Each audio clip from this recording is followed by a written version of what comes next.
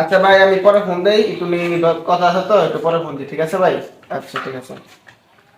তাহলে সৌরভ, শাকিল, হ্যাঁ আমি কি কই শুন, এই মাসে মনে কর ধর আমাদের প্রজেক্টে প্রায় 40 লাখ টাকার মতন বাজেট আছে। 40 লাখ টাকা আমার কেস আছে। এঙ্গা থানা থেকে পুলিশ মিলিশ আইছিল নাকি? না, পুলিশ তো আইনে আবার আইতো কতক্ষণ বুঝেন নাই। তুই কি কর? মেরো মাসে এখন হইতে পারে। এখন হয়তো তার কোনো গ্যারান্টি নাই। তুই কি কর? পুলিশের তো বিশ্বাস নেই, তো কোন চিপে দিয়ে নিয়ে যাবো।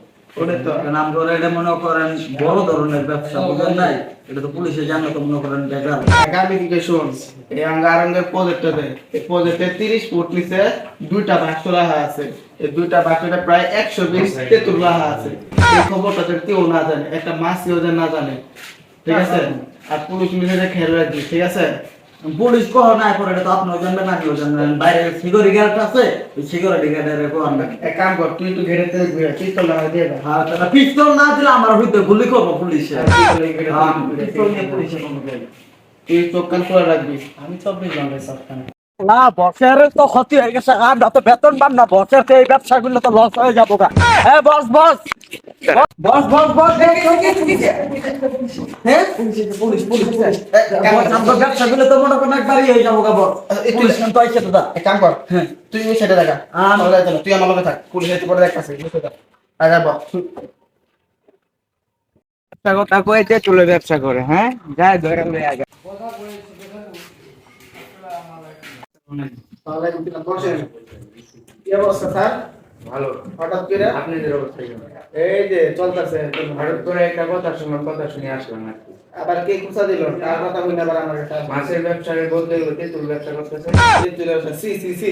আসলে আমরা তেঁতুলের ব্যবসা, এটা তো স্যার খুব ভুল চলছেন।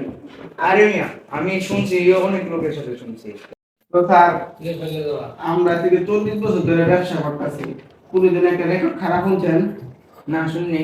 আচ্ছা দাঁড়াও, তেঁতুলের ব্যবসা করো তো? আচ্ছা দিয়ে বাইরে যাই তোমাদের অবস্থাটা দেখি একটু। তোমরা স্যার বাইরে থেকে দেখতে পাবেন। আর চলো।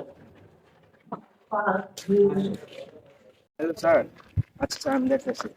ওই মিয়া, শাসন গাড়ি গুলো আপনি যে লেটে তুলে পিস ব্যবসা করেন, আপনি কি আঙ্গারে বোঝা যাচ্ছে না? ইনফরমেশন পাইলাম, কারা ফোন দিছে? সাড়ে ফোন দিছে। চলেন আপনি আচ্ছা চলে শাসন গাড়ি যাই দেখো। ওই মিয়া কি কোন চালু আছেন? চলেন চলেন। চলেন স্যার, চল। তেঁতুল ব্যবসা করো, হ্যাঁ তেঁতুল ব্যবসা সাথে আবার আপনি কোন সাথে চলে ব্যবসা করে? এই বেটা তেঁতুলি ব্যবসা করো, চল। স্যার শুনেন, দাঁড়াও, এক মিনিট পর ফোন দিতেছি। মাল্লা দিদি কি? স্যার, ওটা মাল আছে, টিয়া পয়সা আছে, লোন আর তেঁতুল দিদি মনে। কয় টাকা দিছো? দাঁড়িয়ে স্যার গুণা লাগতো না, দিয়ে আপনার দিন সম্মান করে আপনি আবার গুনেন। আচ্ছা তেঁতুল কই? তেঁতুল আছে, তেঁতুল আপনার বাইক রয়েছে, এই তেঁতুল দিয়ে আন দি যা। এনওয়াই এনো বসিয়া। আমরা বই আগে পরে ছিল।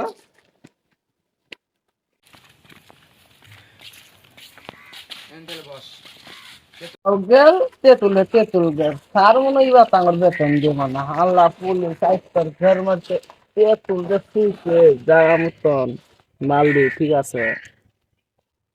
হাই হাই, 50 পিন মাল সে দিছে। কি এবার নিয়ে যাই, হাল্লা পুলিশের আইসি।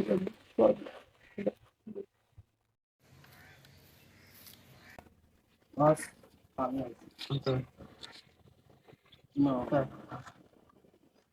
মালও তুলেছি না, ঠিক আছে?